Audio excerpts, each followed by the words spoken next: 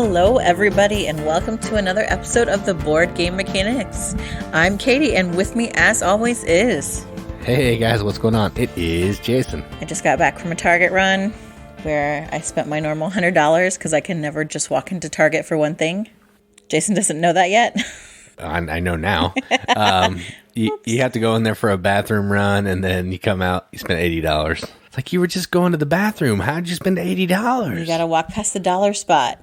And you're like, oh, it's only $1, but then you buy 25 things. And then now they've snuck in like stuff that's $3 and $5 into the dollar spot. So it's in... Yeah, that's tricky. Like, oh, look at this. This is awesome. Yeah, of course it's awesome. It's $5. It's a treacherous place. And I always get stuck in the kids' clothes. That's always where I'm like, ooh, these leggings are $5. I'm going to buy 5 of them. And then 5 shirts that match. And then, ooh, here's a sweater. Next thing you know, $100 every time. And she's not exaggerating. It's legit $80 to $100 every single time. To be fair, I don't go there that often because I spend $80 to $100 every time. That's right. That's true. I don't buy things for myself hardly ever, though. I don't buy my own clothes there. I don't buy shoes for myself. I just buy clothes for my kids, and it's $100. Kids' clothes are expensive. They aren't even expensive. It's just that I'm like, oh, these leggings are $6. Well, we definitely need them, so I will buy, 5 seems like a good number. Not excessive, but not too much. Well, then they've got like these cute pattern leggings. I'm like, well, do they have shirts that go with them? I don't know. But they have shirts here that go with them. They're only $5, so I have to buy 5 shirts. And then I'm like, ooh, I meant to get pajamas too. I didn't even look at pajamas. That's the one thing I was going to look at while I was there. It would have been more than $100 if I had gotten pajamas. All that for a toilet paper run. All that. Yeah, I just went because we didn't have any toilet paper left except the one roll in only one of the 2 bathrooms. So it was an emergency situation here in the Smith household. But then I went to Target and came back with $100 worth of stuff. Anyway, that's our really exciting zany banter. This is so middle-aged kind of person talk. I'm sorry who am I kidding? We don't have young people that listen to us, so. And then I read a book about submarines, and I couldn't find the silent button on my phone. I know. I don't have one. Everyone has a silent button. All right, let's talk about something much more exciting than my Target runs, and that is the news.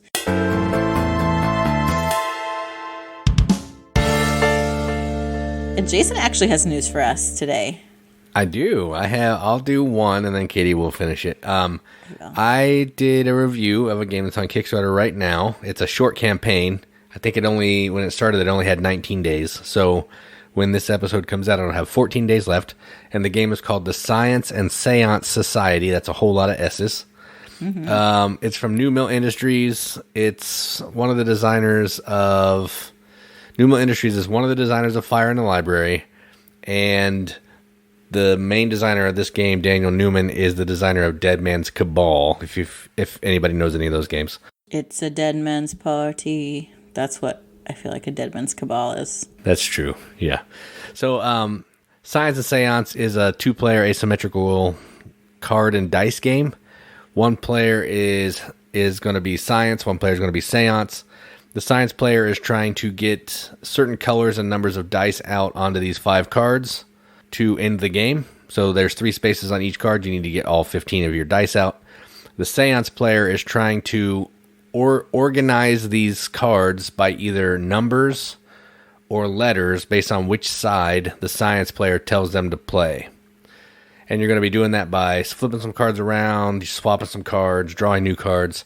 They can also use cards to get rid of some of the Science player's dice. The Science player can also put dice on their cards so they can no longer use a special ability. It's a cool back and forth game. Interesting. Has some Yahtzee stuff, so I'm always a big fan of that. So if you like cool 2-player games that are a little different, check this one out. 14 days ago, $30. Science and Seance Society. Did you do a review of this? Yeah, there's a video on the Kickstarter page from me. Ooh. You did not play this with me, and I like all of the alliteration happening in this title. It's a struggle to say that a lot. Yeah, I kind of... Is it something that I would play? You think I would like it? Possibly. I'm not 100% sure. Who knows? You might like the dice side. The dice side, I think, is the better part of the game. The Seance side is fine, but it's much more fulfilling rolling dice than like flipping the cards. Yeah, but you love rolling the dice. I think I'd be okay with the flipping cards thing. That's true. The flipping the cards is fine. It's just, I like the dice part a lot better. I kind of like that theme, though. And so since, like, we're in October and Halloween is approaching, which our kids ask about every single day, I actually found there were many games, but I only picked one that kind of has, like, a creepy theme. And so it's weird. It's totally weird. The game is called Midnight Pig. And I think it's like it's by this guy who's a concept artist. His name is Harry Darlington. Of course it is. That's awesome. I know, right? And I guess the idea for this game came with, like, he said, what if I took the hidden role aspects of werewolf, but made it like the player can control multiple characters? And now that I know that, after I've looked what the game is like, I guess I can kind of see it. So in this game, you have, like, a hand of cards. And the cards, like, the idea is that you have both monsters and villagers in your hand.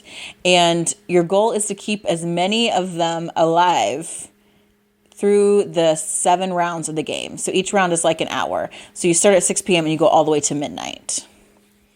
And so you're trying to keep as many people alive as you can. You draw a new character on each turn, and then you can take 2 actions. So characters have abilities that they can do, that they allow you to, like, you can kill certain people because you're trying to get rid of the other people's villagers and monsters. You can also, like, some of them have different win conditions. Like, one is the Cursed Bride. And so if you have the card, you can't win at the end of the game. So your goal is to find a way to get rid of the card. So, like, when you play the cards, they're revealed. So then people know what cards you have. And it's easier to kill off your cards when they're revealed. But you also, like, need to play them to use their abilities. So there's also, like, the monsters have special abilities that they happen at the midnight hour. And they're, like, really powerful abilities. So during, like, the midnight round of the game, you can play that card for that power. But you could also play those cards earlier if you have, like, the right resources. So you're also, like, trying to, like, collect resources, like killing off villagers and harvesting organs and stuff to, like, put together these monsters so that you can use their really cool abilities. So, like, for example, like, the vampire needs, like, 4 blood. So you can, like, draw resources or play cards that give you resources, or also kill people to get to, like, harvest blood from them. Because if you want, like, the vampire's, like, midnight ability is reveal all female characters and kill 2 of them. So that's pretty powerful. So you can, like, get a bunch of cards revealed, and then you can kill 2 of them, which, you know, helps your chances of having more people at the end or monsters at the end. So I don't, like, it just, it's like kooky. It's a weird theme. I think it's definitely worth a look, especially if you like kind of slightly macabre kind of themed games.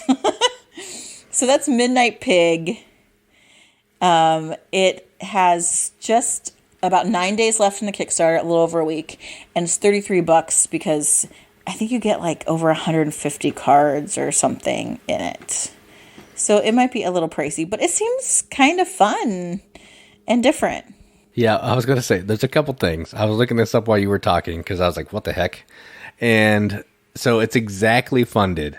It wanted $3,880, and it has exactly $3,880. Seems a little fishy. But $33 for this seems like a lot of money for 100 cards. I got to be honest there. I know. It just seems like it's kind of cool. It's an interesting concept. I'll give it that. Yeah, there's, like, event cards that can do stuff like there's an event that is like a UFO crashed. So you can get a brain and 2 hearts if you play that event. But sometimes the events are bad, like there's a bear attack and you lose some resources and you got to kill off one of your characters. Or there's, like, cool items like a love potion. so you can play it and get a heart, and two characters can fall in love, so that if one of them dies, the other one dies. Like that, there's some cool combos and things to think through. Like, I don't know, I think it's really interesting, but I can see that $33 seems a little steep, but it seems pretty cool. It seems like a really unique game experience. So that's Midnight Pig. Probably a less strange kind of game is the next one. It's actually an expansion. It's actually 2 expansions for a game that we do own and I do like, called Fantastic Factories. So Fantastic Factories, this Kickstarter is for 2 of, I think you can also get maybe the base game in it, but for 2 different expansions to the game. One is called Manufactions, which I think is hilarious, because it actually gives you a faction. And so that faction gives you some starting resources. It also like gives you like a special power that you can do, which I think is really cool. I love player powers. And it's got extra building cards, or what are the blueprint cards, I think they're called, and like new people that you can possibly hire, and like a new resource, which is like factory vitamins. But some of the new cards seem cool. Like there's a medical school and there's a fettuccine factory. Like, like I think that's really fun. A think tank. So there's new cards, and then also like this kind of new mechanic of having a faction and having these resource vitamins and new contractors. The Subterfuge one, Jason probably won't like, because it yes, it gives you more blueprint cards and contractors, but it also gives you sabotage tokens, to where there's player interaction then, and you can sabotage someone else's factory, or make it like closed for repairs or something. Yeah, that can go down in flames. But Manufacturing sounds good. So there's 11 days left in this Kickstarter. If you like Fantastic Factories, why wouldn't you want to like make it even better? I'm really interested actually in Manufactions a lot. So there's 11 days left in this Kickstarter. It's $25 for Manufactions by itself, and $40 for both of the expansions. Yeah, I looked at this when they were talking about like I don't know, hyping up the Kickstarter before it released. The Manufactions does look cool. Like the individual player powers would be neat, because that's always fun. And I like Fantastic Factories a lot, so this is a good one. I even think that the Subterfuge one is probably, there's only 9 sabotage tokens, so I feel like, I mean, also some of the contractors are like saboteurs and union leaders and thieves, so you can also use them to do mean things, but I'm sure it's not that mean. Yeah, that one should just go away. But anyway, so yep, 11 days left in that Kickstarter for Fantastic Factories 2 expansions, and that is the news.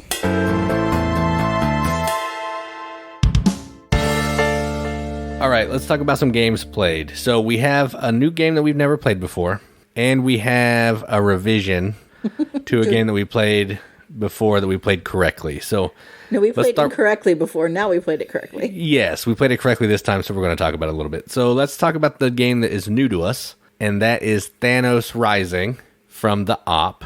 So this is a co-op dice game where you're trying to roll certain faces of dice to recruit heroes and fight villains around this little central board. You're also trying to defeat enough villains before Thanos either collects all the what are they called? Power stones?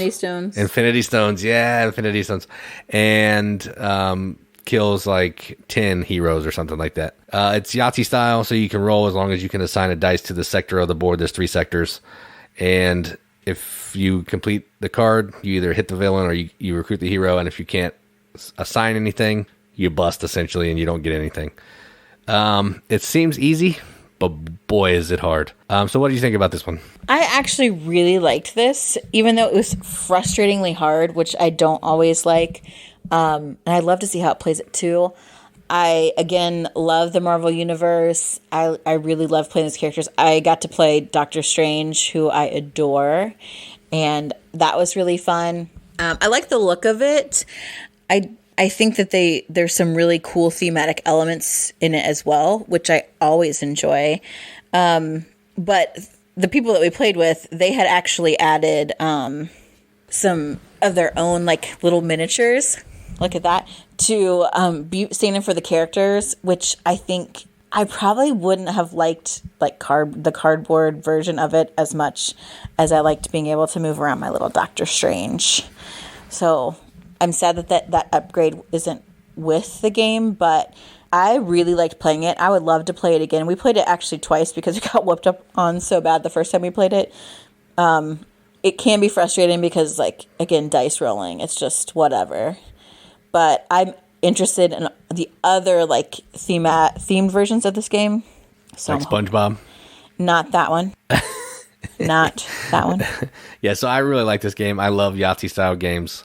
We've gone over that. I don't like cooperative, but it's kind of... I mean, it's not like uber cooperative where, you know, everybody's talking on everybody's turn, like, hey, we should do this. It's just, I think I'm going to go here and do this. And I was like, that sounds okay. And then, you know, right. you roll some dice and whatever happens, happens. I mean, it's such a light and breezy game that you don't need to discuss for 40 minutes what you're going to do in your turn. Just go somewhere and do the thing. So, yeah, I really like it. It's super fun. The production is nice. And I will say, you're going to hear it from me right now, those minis that Chris had were amazing. It made it feel better than those stupid little cardboard tokens. I 100% agree. Yeah, so we're hoping to get a copy of actually the Harry Potter themed one.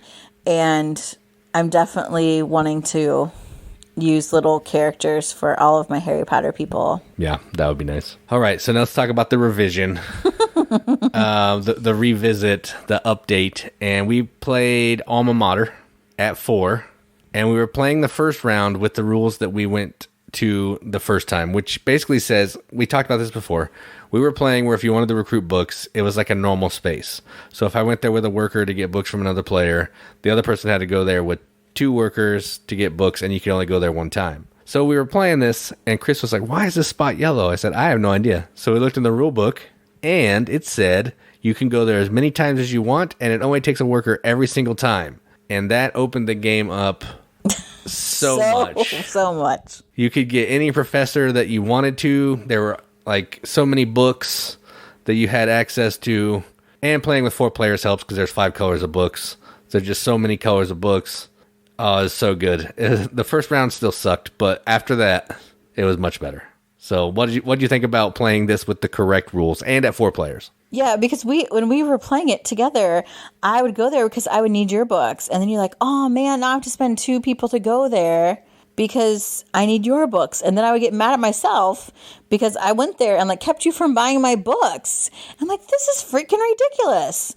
And so now that there is the ability to get books easily, yeah, I felt like it went much better. I felt like I had better control of the game. Like I actually could get something going. It still is about making really, really careful choices, but oh my goodness, it worked out so much better than the first time. And it was nice with 4 players, but I honestly don't think that the player count matters that much as playing the game the proper way. I just hate that. Well, that's true. That is true. But I hate that dummy player stuff. I hate that so much in games. I understand why it's necessary in this one because you got to have 4 colors of books. I understand. It makes sense. But you could always just go to that space that lets you buy rando books that you need to get that one book that you can't get. I don't know. I don't like that dummy player. I would play it at 2. It's fine. But if I'm going to play a game like this at 2, I'd probably play Coimbra because I like the way that works better. Well, yeah, I still prefer Coimbra over this, but I am much more willing to play this game now. And I don't care that much about the dummy player because it really doesn't do that much. It's like, oh, okay, you kind of made a couple spaces a little bit more difficult to go to, but the space to get books is not more difficult to go to. That's and right. So that doesn't bother me. I don't care about that. Like, I don't like it when the dummy player is like, I have to physically move somebody and make them take a turn every time. It's like, no, you flip over the card, you put stuff a couple of places, that's it. That's true. It's not as annoying as some, but I don't know. I just don't like it. But yes, Alma Mater with correct rules is great. If anybody didn't know that. We want to amend that. We were playing it way hard, way wrong, not good. Of course the game was broken that way. Oh my gosh, it's so much better. I can't wait to get this to the table a few more times now. Like, I am much more willing to play this game because that makes it seem so much more feasible and more enjoyable. So yeah, I would say it's definitely not as good as Coimbra for sure. I love that game, which we may get to. but it is so much better than I originally thought. Yeah, I totally agree.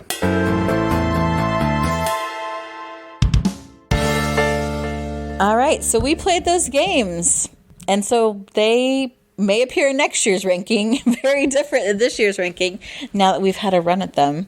But tonight, we're going to continue on our top 100. You may have caught us on Facebook doing, if you didn't, we did 150 to 131 live on Facebook, so you can always go watch the replay and join us this weekend for the remainder of the 101 to 150. But tonight we might not go all the way down to 101. I might leave that last 10 for another one because doing 19 is a long video. It is a long video, and we already bore you guys to tears as it is. And so we are again tonight, or today, or whenever you're listening to this, by talking about our games number 90 to 81 as we continue our top 100 countdown. So Jason, get us started with your number 90. All right, so my number 90 is a game that I like quite a bit. And when I was looking through my BG Stats app, it's one of my highest played games from last year. Well, from when I started logging, so a year and a half. And it is Dice Forge. So this is a game where you're basically building your dice as you go. You're going to the temple to buy different faces that are going to make your dice more powerful, help you get more points, help you take more actions. And you're also moving around to try to get cards that are going to give you some special abilities and or points. You're going to do that over a series of rounds. You're always rolling. You're getting resources on every single player's turn. You're always doing something. There's no downtime. It's super fast.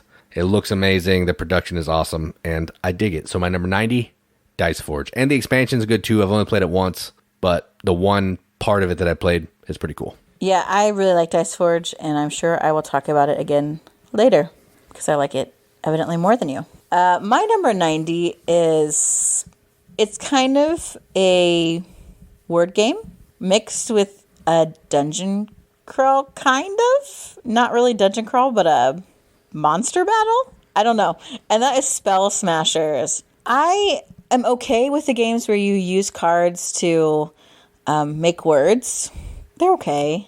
Even though I love words, those games don't really appeal to me that much, like Wordsy and Paperback, as much as Spell Smashers does, because not only are you creating a word, but you're making one that makes use of like different elements, and there could be different powers and points and things that you're getting from the letters you're playing, because you're going to use that word then to attack these monsters that are out there. And some of them are vulnerable to certain types of elements. And then there's also these really cool things that can help you mitigate like damage and maybe make things more powerful. Like, it's just a really unique kind of game, and it puts together two things that I like. So that's why my number 90 is Spell Smashers. Yeah, this is pretty good. I'd like to play this at less than 4 to see what the difference is, because we've only played it at 4. And I think it might go a little faster and still be just as fun. So, yeah, I like this one. Yeah. All right, so my number 89 is a push your luck game from Days of Wonder, and it is called Deep Blue. I don't know if you like this one. I'm not sure. But this is essentially you're moving a little boat around. You're exploring different locations in the water to try to dive for sunken artifacts and treasure. But you could run out of oxygen. You could get attacked by a sea monster, and everything that you found in your dive is gone and lost. So you're doing a little push your luck. You have some cards that you're going to be playing to score extra points, to defend you against monsters, give you extra oxygen, so on and so forth. It's a cool game. I like it. The production's really nice in true Days of Wonder fashion. It's got these cool little treasure chests you can put your money in. It's really good. So my number 89, Deep Blue. Yeah, I like this one, just not as much as you do. Like, it's not a bad game, and while we play it, I enjoy it. I just feel like I'm not very good at winning, although last time I changed up my strategy where I just kind of tagged along onto everyone else's dives, and on my turn I just bought really good cards, so then I ended up winning because I was able to monopolize on other people's dives instead of my own. You were just mooching around. Yeah, that was I was a total pretty mooch. annoying. Felt good to me. But I do like it. I think it's a neat concept game. The art is cool. I love the gems. It's a fun game for sure. It's just, I don't think it's in my top 100. Maybe it is. I don't know. We never know. It's all right. Who knows? My number 89 is probably the lowest that an Uncle Vital game will be maybe. My number 89 is Vinhos. It is definitely with no combos lower. I hate that game. You're killing me. Sorry. But Vinhos was a game that I hated because we played it the first time.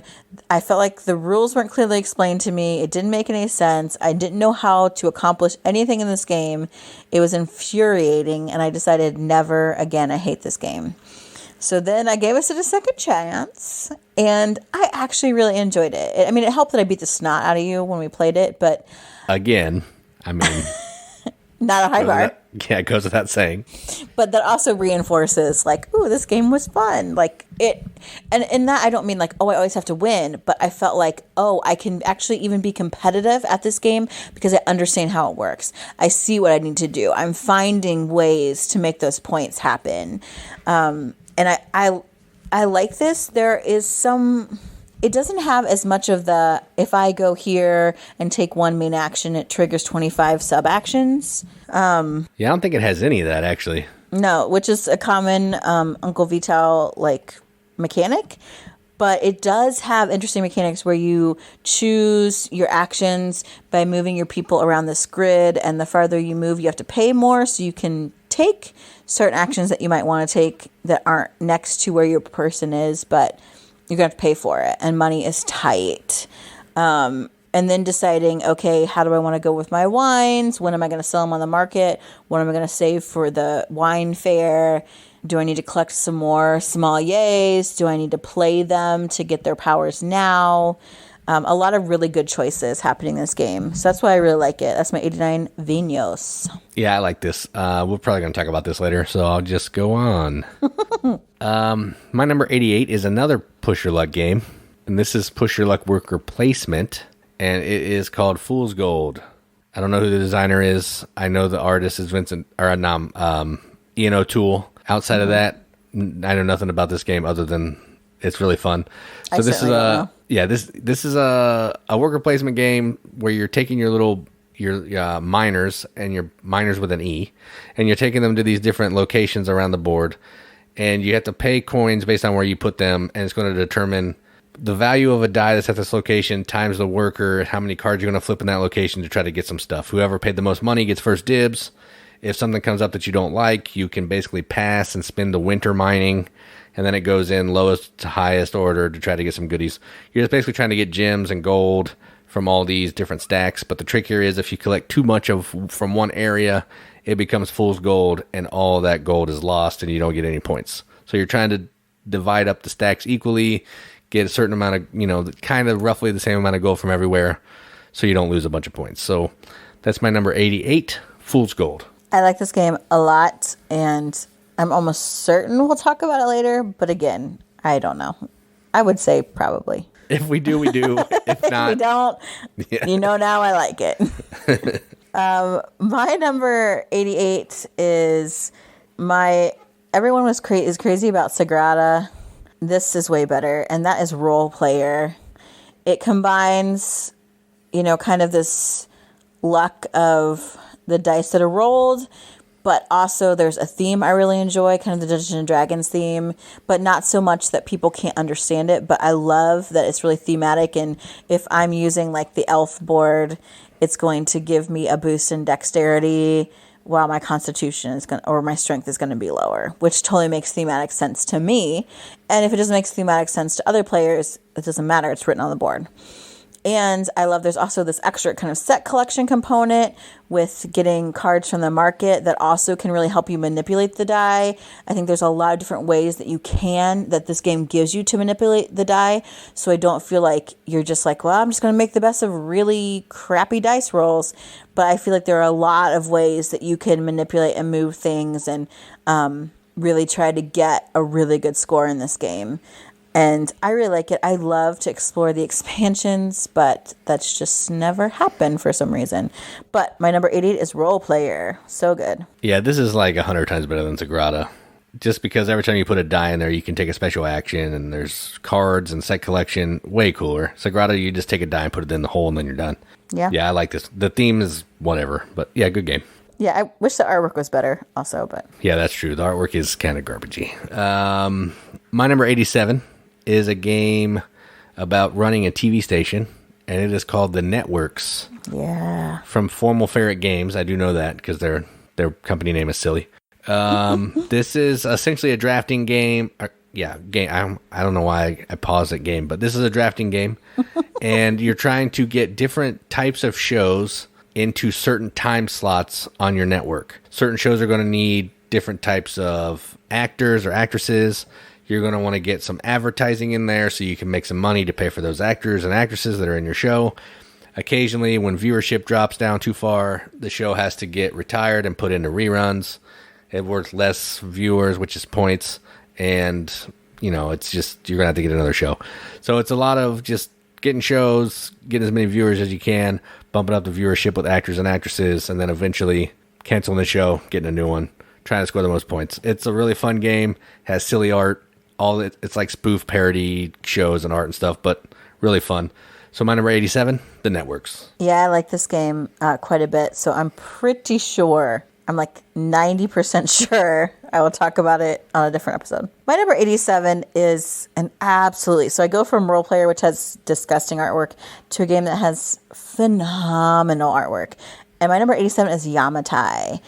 This game is so pretty. It's so and also it appeals to my tactile sensibilities with the boats and the shrines you can put on the islands and stuff.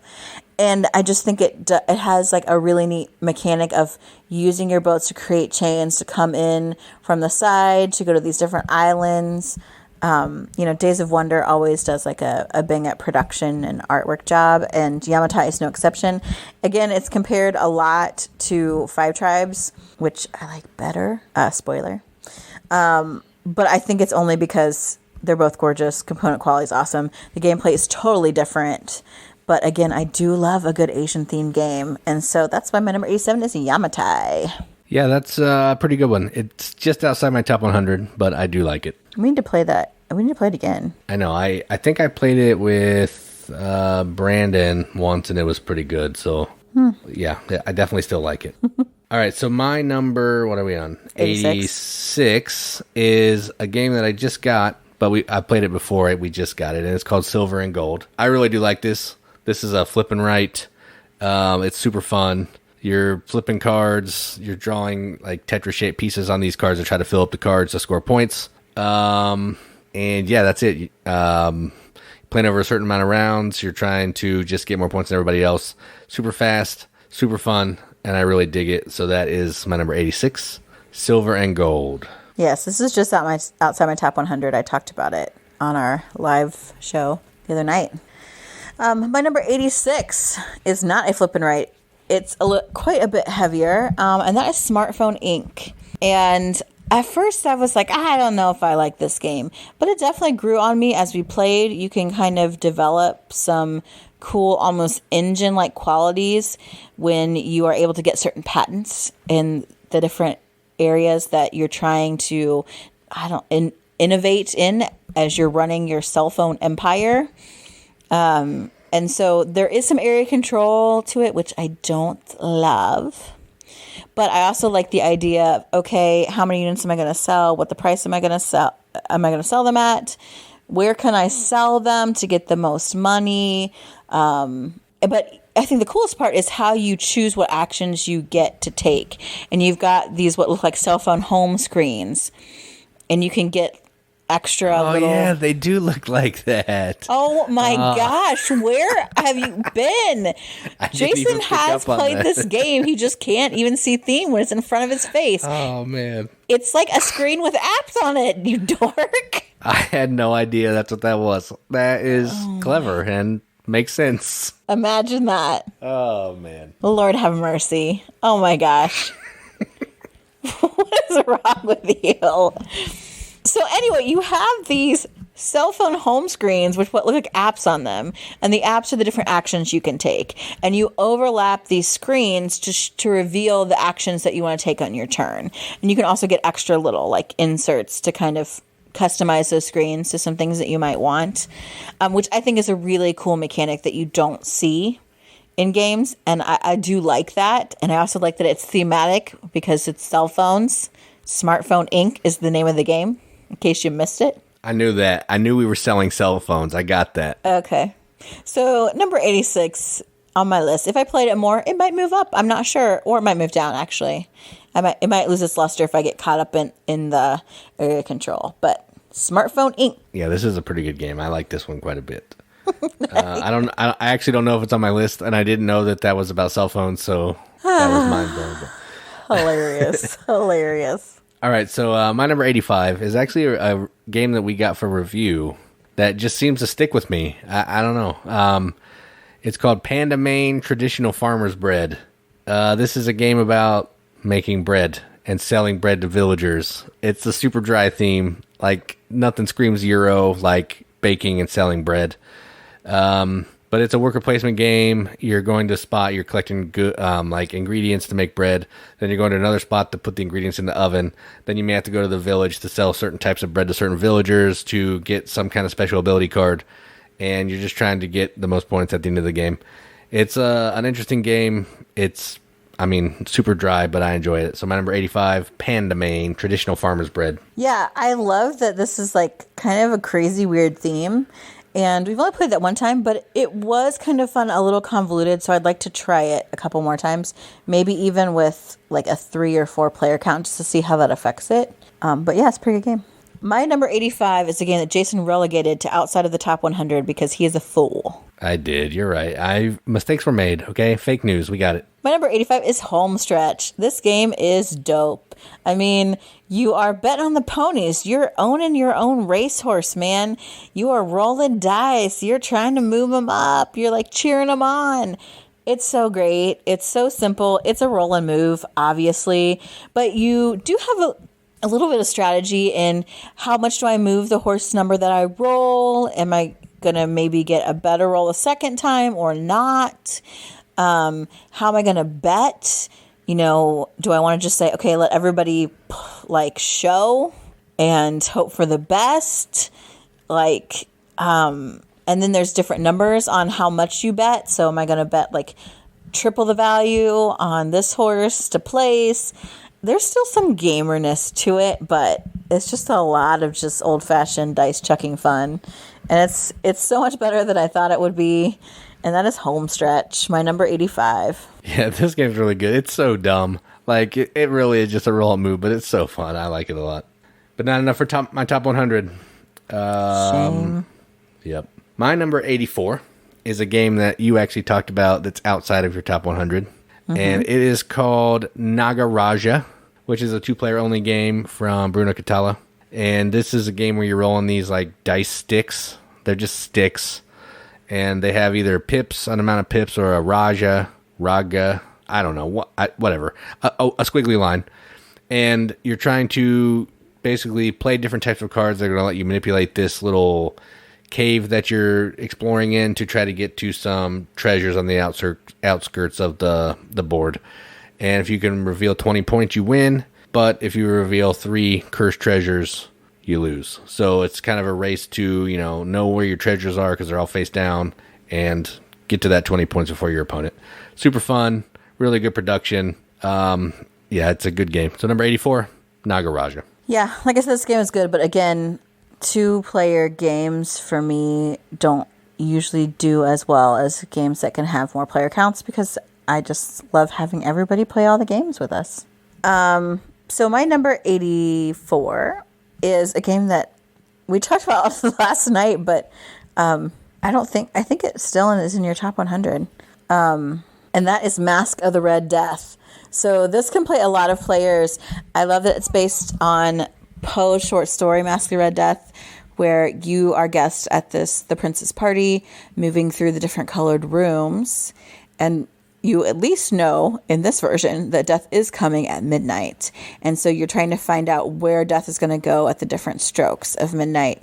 And you want to obviously avoid him. So there's deduction involved. You're playing cards that allow you to look at other people's cards, that allow you to look at the deck that actually shows what rooms and are at different times. You're trying to also get some popularity because that's a way to like break ties if you and other people survive. It is like a brain burner in a deceptively really simple package. The artwork is also so super cool. It's just a really neat game. Like, this is definitely one to break out around Halloween. That may be a spoiler. But this is a great game. Number 84, Masque the Red Death. Yeah, I do like this. I'm awful. Like, I don't even think I can survive till 12-10 in this game. It's bad. But it's fun. The journey's fun. Playing the cards is cool. The premise is really neat. It plays like no other game I've ever played. So, yeah, it's really good. My number 83 is actually my favorite of the Century trilogy, and it is Century Spice Road. This is the first game that came out. It's, in my opinion, the far superior one. I really like it. You're playing cards to get different types of resource cubes. Then you're converting those cubes into different color cubes to fulfill these contracts that need certain color cubes. There's some theme in it somehow, like all the cubes have names, but who cares? They're 4 different colors. You're just trying to get the colors that you need to score points. And the first person to complete 5 cards into the game, and whoever has the most points is the winner. It's so slick. It's easy to teach. It's easy to play. The engine is satisfying because you can do it with as many cards or as few cards as you want, as you can effectively make it work. And I like it. So my number 83, Century Spice Road. Yeah, it's a good game. I don't know if it's in my top 100 or not, but I do like this one quite a bit. I feel like I talked about this. Was it in my 150 to 130? I have no idea. I have no idea. All the numbers run together. Or maybe it was in my last week. I don't know. It's somewhere around here. It's good. I like it. Good game. That's all I can say about that. My number 83... a tile laying game. It's a tile laying game. Right. Which I normally don't like. It's also another game where you really have to try to like maximize your turn, which I don't like that either, like min-maxing. But that's kind of the best way to win this game. But it's Japanese themed and it's got these tactile things, so I like it. And that's the 100 Torii. And honestly, I only played it maybe once, but it has made such an impression on me. I totally want this game. Have I mentioned that to you before, babe, that I want this game? You haven't. I'm trying to get it. It's just, I mean, I could buy it, but I'm trying to do it in a trade. I could buy it, but that requires me spending money. And as we all know, Jason only likes games that are cheap and gross. But that's true. But if I can get it for a game that we don't play that I have for trade, I might as well do that. Okay, so the 100 Torii is you are laying these tiles in this Japanese garden. Very pretty. Is this Vincent Dutrait? Yes. I don't know that for sure, but it looks like him. Yes. That's what I'm thinking in my head. And then you are scoring points based on the different like statues or items in this garden that you're connecting via the pathways. So maybe I have this large stone and I add my tile with a stone on it, and I'm saying, okay, I'm going to make a path to the closest stone like this. The longer the path, the more points you can get. If you pass through these Torii gates, you're getting extra points. There's also ways to kind of like help, like get special powers in the turn by hiring people to work with you. Like I think there's a geisha and there's a gardener, maybe a samurai, I'm not sure. These extra little characters that you can hire. Also by making these like matches of these certain objects in the garden, you're collecting tokens of them that are going to give you your in-game points. So it's a pretty simple as far as actual like action. You're just taking a tile and placing a tile. But you're also trying to say, okay, how can I get the most points out of this? How can I pass through the most Tories? How can I get, 5 of this one type of object, etc. So lots of like thinky decisions. And it's also just really pretty. So that's why I really like it. The 100 Torii is my 83. It is Vincent Dutrait. I looked it up. I thought it was, but I just wanted to be sure. All right. My number 82 is a dice placement game about being in a Polish rock and roll thrash band. And it's called Thrash and Roll or Thrashing Dice, whatever. If you have either of them, they're fine. Thrashing Dice is a simpler, cleaner version, but probably Thrash and Roll is more my jam.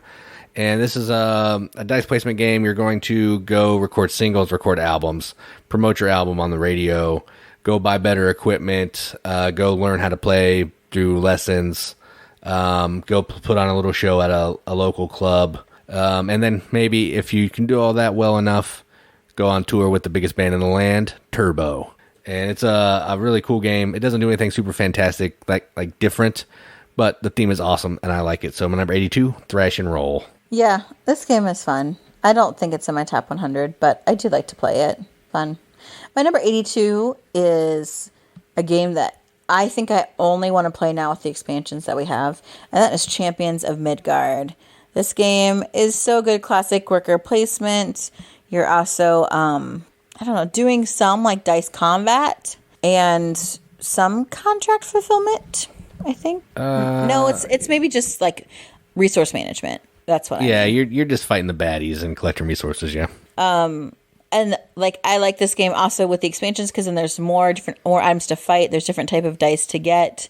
So again, it's very much you kind of create your own path to victory. How do you think you can get the most points? Is it by sailing? Is it by, fighting the trolls in the mountains?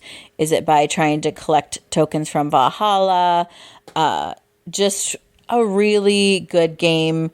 It does have a really great Viking theme that I like.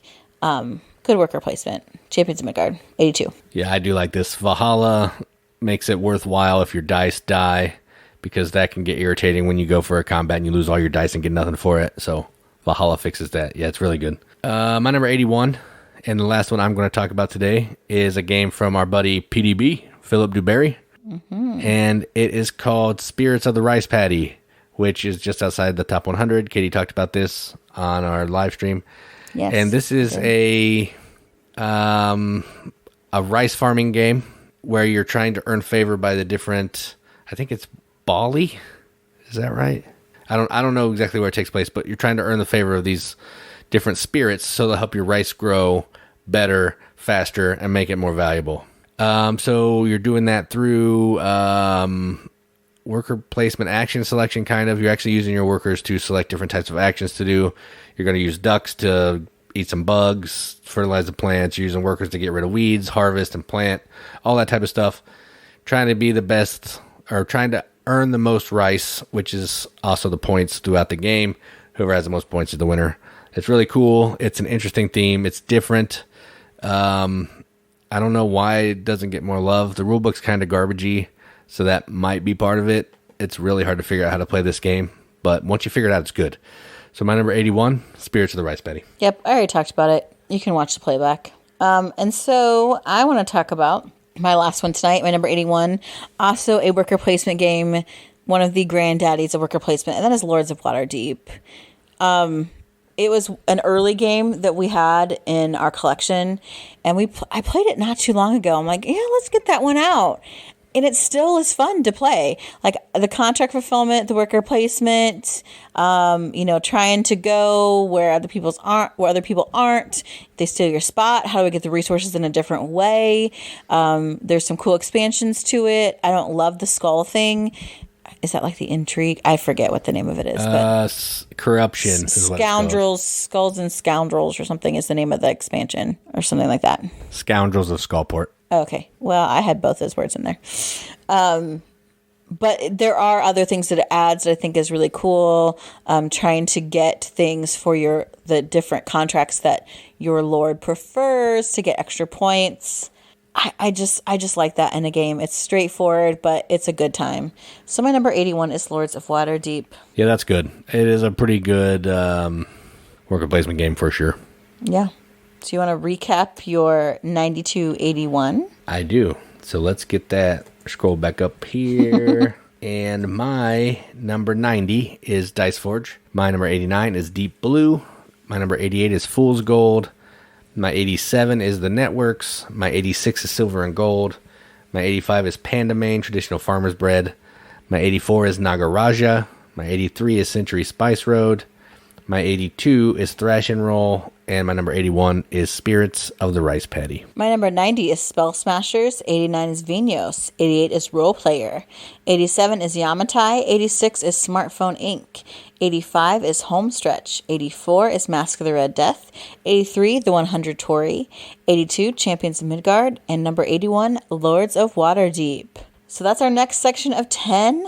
I hope there's some new games for some of you guys. Like for me, I think that's why I like to listen or watch top 100 lists, because if someone likes a game enough for it to be in their top 100 and I've never played it, or maybe I've never even heard of it, I'm like, ooh, that's a new game to try to find out about. So I hope that these lists are inspiring you to find some new games. Yeah, and I do know that one person was watching the episode on YouTube, and they said that one thing they liked about our list was that we talked about games that no one else talks about, which is cool. So we try to, sprinkle in some new hotness, but also some, deep cuts or rarities or B-sides or whatever that you prefer in our list too. Yep. So if there are some games that we have overlooked, or maybe you've done your own ranking, I talked about going out there to Pub Meeple, to input your own games and make your own top 100. I'd love to hear about that. Find us on Facebook. Join our Facebook group, #TheRiveted. Again, the best, positive, clear-cut kind of Facebook group there is out there. Everyone in the Riveted, amazing people. Twitter, Instagram, YouTube. Hey, we are doing stuff on YouTube. We're trying more videos. Jason's always putting out videos.